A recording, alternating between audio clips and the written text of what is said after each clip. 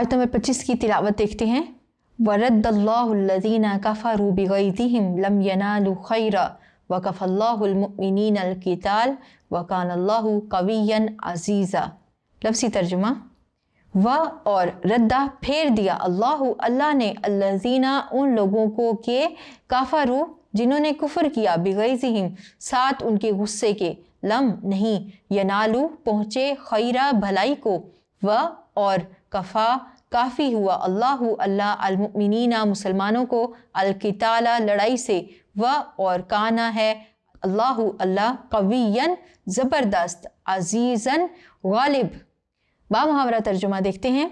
और जो काफिर थे उनको अल्लाह ने फेर दिया, वो अपने गुस्से में भरे हुए थे, कुछ भलाई हासिल ना कर सके, और अल्लाह मोमिनों को लड़ाई के बारे में काफ़ी हुआ, और अल्लाह ताकतवर और ज़बरदस्त है।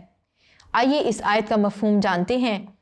इस आयत मुबारका में ग़ज़वा अहज़ाब के अंजाम की तरफ इशारा किया गया है। जैसा कि हमने पढ़ा था, ग़ज़वा अहज़ाब के मौका पर अल्लाह ताला ने गैब से मदद भेजी, फरिश्ते भेजे और ऐसी बर्फ़ानी आंधी भेजी जिससे कुफ़ार के ख़ैमे उखड़ गए और कुफ़ार नामुराद लौट आए। तो इस आयत मुबारका में अल्लाह ताला इसी बात की तरफ इशारा फरमा रहे हैं कि कुफ़ार गुस्से से भरे हुए एक जमीयत इकट्ठी करके मुसलमानों के ख़ात्मे के लिए आए थे, लेकिन हुआ क्या, उनको नाकामो नामुराद लौटना पड़ा, उनको कोई भलाई हासिल ना हो सकी।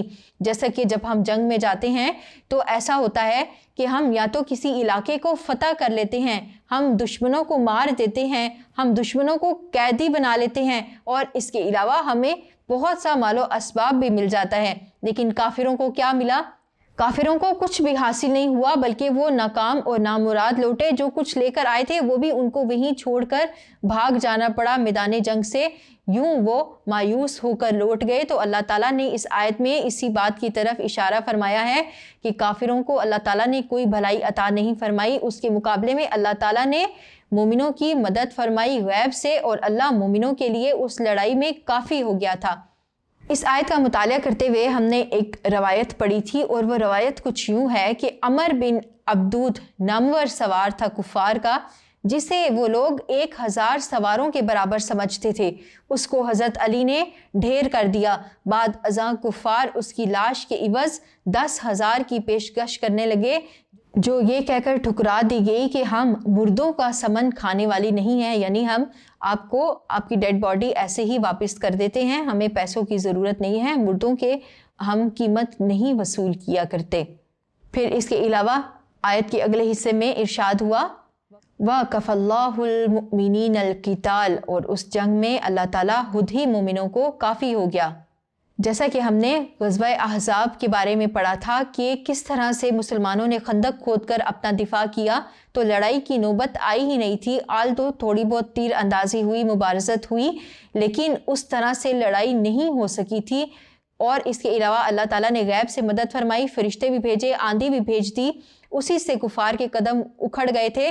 तो अल्लाह ताला ने इस आयत में इसी बात की तरफ इशारा फरमाया कि वक़फ़ल्लाहुल मुमिनीनल क़िताल, कि अल्लाह ताला उस दिन लड़ाई के मौका पर मुसलमानों के लिए काफ़ी हो गया था।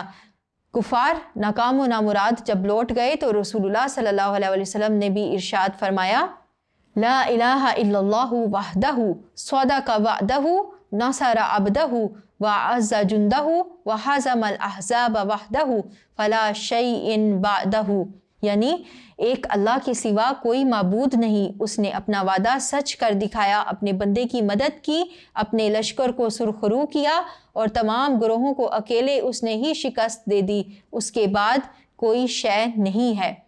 रवायत में आता है कि ये दुआ हज और उम्रा और जिहाद और इसी तरह सफ़र से वापसी पर पढ़नी चाहिए। ये था इस आयत का मफ़हूम, जिसमें हमने पढ़ा कि ग़ज़वा अहज़ाब के मौका पर अल्लाह ताला ने इस आयत में फ़रमाया कि कुफ़ार जो हैं वो अपने गुस्से से भरे हुए नाकाम और नामुराद लौट गए और उनको कोई भलाई हासिल नहीं हुई। उसके मुकाबले में अल्लाह ताला ने मोमिनीन की भरपूर मदद की। गैब से अल्लाह ताला ने उनको ऐसे असबाब मुहैया कर दिए जिसे वो फ़तह उन्होंने अपने नाम लिख ली। आइए बढ़ते हैं अगली आयत की तरफ।